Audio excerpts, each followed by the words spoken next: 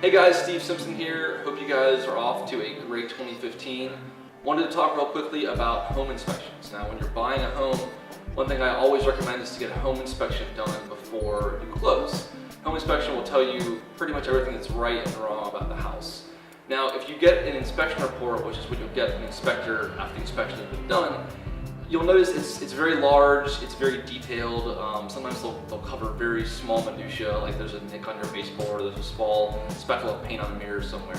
What I want to talk about today is the big things, the things you need to focus on. And those is what I would call the mechanical systems of the home.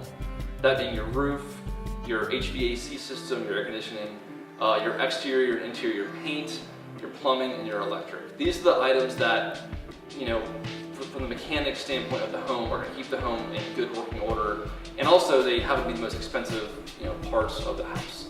So, when you get your inspection report, those are the main things you want to look at. And when you're looking at them, you're going to notice that typically one or two of those things are going to be in need of replacement. And the reason for that is because they have different useful lives. So plumbing can last 20, 30, 40 years. It's been redone. Same with electric. Your roof will last between 15 to 30 depending on the type of the roof. Your HVAC, your AC compressor mostly will last between 10 and 15. And your paint, depending on how much shade you have in your yard, the direction your home is facing, stuff like that, your paint can last between, we'll call it 6 and 10, 12 years. So because of that, when you're buying a house, you're going to notice that you'll need some things to be done and some things will be fine.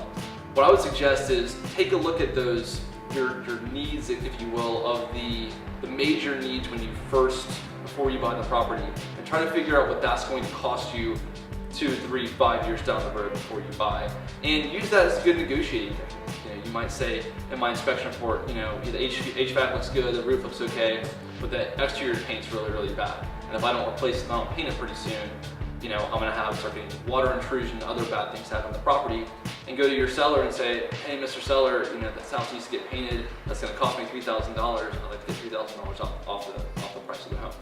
So when you're using an inspection report, you definitely want to focus more on big ticket items more than the little minuscule things, your drawer won't close or the doors don't match properly, because that's what's going to hit your pocketbook most. That's going to keep the property in good condition going forward. If you guys have any questions about home inspections or want a good recommendation of a good home inspector, give me a call, shoot me an email, and hope you guys have a good rest of the year.